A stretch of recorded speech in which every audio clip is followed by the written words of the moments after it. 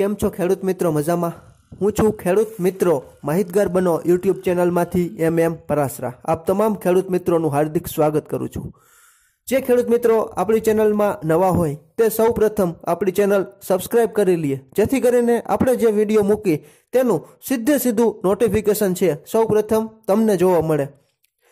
ખેડૂત મિત્રો, આજે આપણે વાત કરવાની છે કે મસાલાના પાક તરીકે આગવું સ્થાન ધરાવતો સરસ મજાનો મરચીનો પાક. છેલ્લા ઘણા વર્ષોથી સારી એવી પકડ છે તે આપણા વિસ્તારમાં મરચીનો પાક જમાવી રહ્યો છે. પરંતુ ખૂબ આશા અને અરમાનોને સાથે રાખી ખેડૂત મિત્રોએ પુષ્કળ પ્રમાણમાં મરચીનું વાવેતર છે તે આ વર્ષે કર્યું હતું. પરંતુ ચોમાસામાં વધુ વરસાદને લીધે સતત વરસાદી માહોલ જામ્યો હોવાથી ફૂગજન્ય રોગોના ઉપદ્રવ એટલા બધા વધી ગયા હતા કે અમુક ખેડૂત મિત્રો જ છે તે મરચીનો પાક ટકાવી શક્યા છે. પરંતુ જે મિત્રો ખાસ કરીને મરચાની ખેતી છે તે વર્ષોથી કરે છે અને આપણા વિસ્તારમાં આ વર્ષે લાલ મરચું એટલે કે ભૂકો બનાવવા માટે જે મરચાં છે, લાલ મરચાંની જાતો ઘણી બધી વાવેલી હતી.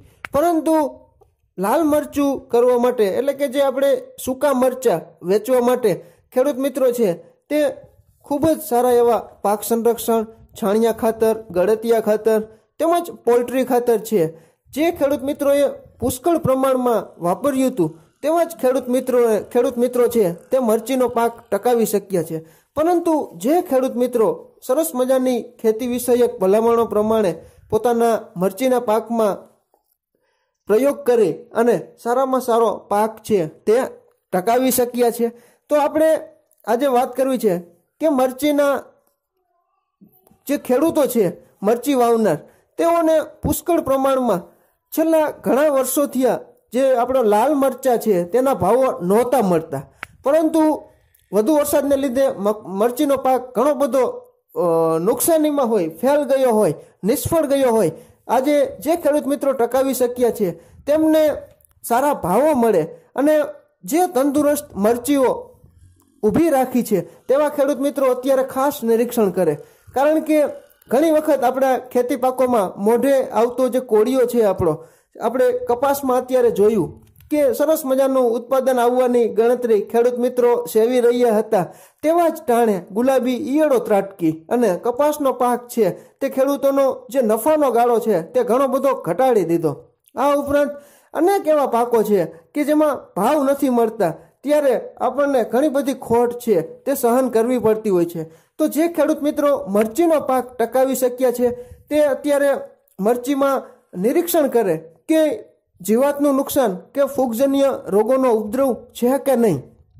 ખેડૂત મિત્રો, મરચીમાં ઘણા બધા રોગ જીવાતોનો ઉપદ્રવ એટલો બધો રહેતો હોય છે કે ખેતી ખર્ચ અનેક રીતે ખેડૂત મિત્રો આડેધડ જંતુનાશક દવાઓ પસંદ કરીને વધારી દેતા હોય છે. પરંતુ જે ખેતી વિષયક ભલામણો છે તે પ્રમાણે મરચીનો પાક સરળતાથી જો લેવામાં આવે તો મરચીનો પાક છે આર્થિક રીતે ઘણું બધું વળતર છે તે આપી દેતો હોય છે. આ વર્ષે લાલ મરચાના જે સૂકા મરચાં કરવા માટે જે ખેડૂત મિત્રોએ મરચી વાવી છે તેવા ખેડૂત મિત્રોને ખૂબ સારા ભાવ મળે તો મરચીની ખેતી છે તે નફાકારક છે તે બની શકે તેમ છે.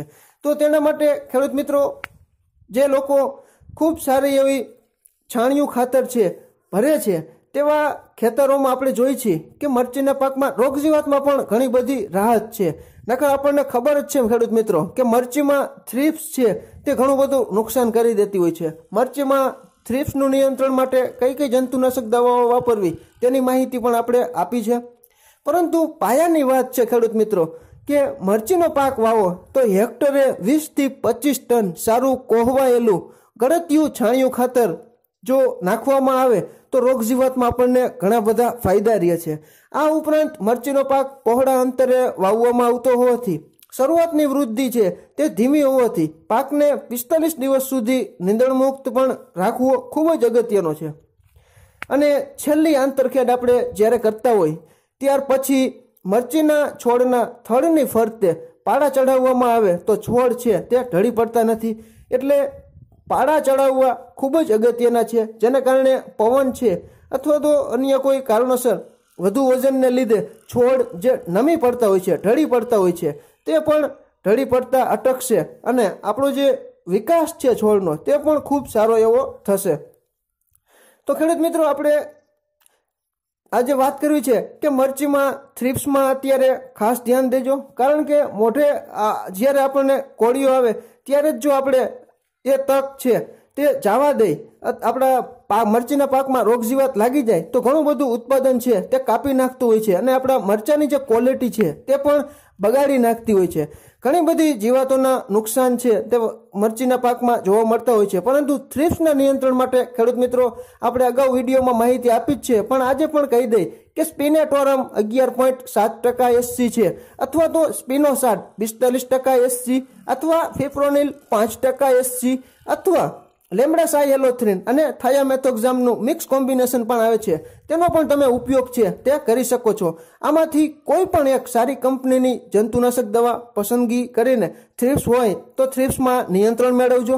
આ ઉપરાંત મરચીમાં ફૂગજન્ય રોગો પણ એટલા બધા જોવા મળતા હોય છે, જેનો પણ આપણે વિડીયો બનાવ્યો જ છે, પણ આજે જે ખેડૂત મિત્રોએ સરસ મજાની ટકાવી લીધી છે મરચી, કાંઈ એટલું બધું નુકસાન નથી થવા દીધું, અને છતાં જો મરચીમાં અત્યારે કાલવ્રણ અથવા તો પરિપક્વ ફળનો સડો જોવા મળે તો ક્લોરોથેલોનિલ છે 75%, WP છે તેનો પણ ઉપયોગ છે તે તમે કરી શકો છો, અથવા કોપર ઓક્ઝીક્લોરાઇડ 50% વેટેબલ પાવડર તેનો પણ ઉપયોગ કરવાથી સારામાં સારું નિયંત્રણ આપણે જે મરચીનો કાલવ્રણ રોગ આવે છે, જે ફૂગથી થાય છે, કોલેટો ટ્રાઇકમ કેપ્સિસી નામની, અને રોગની શરૂઆતમાં છે નાની ડાળીઓ અથવા એકાદ મોટી ડાળી છે તે સુકાવા લાગે છે, જે શરૂઆતમાં પાણી પોચા બદામી રંગના અને સમય જતાં ખેડૂત મિત્રો રાખોડી સફેદ પત્તા અથવા પીળા રંગના જોવા મળે છે, જેમાં કાળા રંગના નાના ઉપસેલા ટપકા જોવા મળે છે, જે વાસ્તવમાં ફૂગથી ફેલાય છે.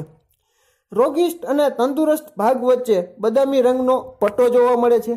ધીમે ધીમે આખો છોડ સુકાઈ જાય છે અને મરચાં બેસતા નથી. સામાન્ય રીતે આ રોગ વરસાદ બંધ થયા બાદ જ્યારે ઝાકળ વધુ પડતો હોય તેવા સમયે જ જોવા મળે છે. તો ખેડૂત મિત્રો, આપણે જે તેની દવા બતાવી ક્લોરોથેલોનિલ 75% WP અથવા તો કોપર ઓક્ઝીક્લોરાઇડ 50% વેટેબલ પાવડર, તે બંનેમાંથી કોઈ પણ એક સારી કંપનીની ફૂગનાશક દવા જો મરચીનો કાલવ્રણ અને પરિપક્વ જે આપણે ફળનો સડો જોવા મળે તો તમે વાપરી શકો છો. આપણો હેતુ હંમેશા ખેડૂત મિત્રોને જેટલું આપણે જાણીએ છીએ તેટલી માહિતી પહોંચાડવાનો રહ્યો છે. તો આજે આપણને એમ લાગ્યું કે જે ખેડૂત મિત્રો લાલ મરચા છે, જેનો સૂકા મરચા તરીકે વેચાણ કરવા માટે મરચીનો પાક વાવે છે, તેવા ખેડૂત મિત્રોને જો સારા ભાવ મળે અને જો અત્યારે રોગ જીવાત કે અન્ય કોઈ એવી માવજત આપણે જે બતાવી તે કરીને સારામાં સારું ઉત્પાદન મેળવે તેવી આશા સાથે આપણે આ વિડીયો પૂરો કરી છે. તો ખેડૂત મિત્રો, આ વિડીયો તમને કેવો લાગ્યો? જો સારો લાગ્યો હોય તો ચોક્કસ લાઈક કરજો.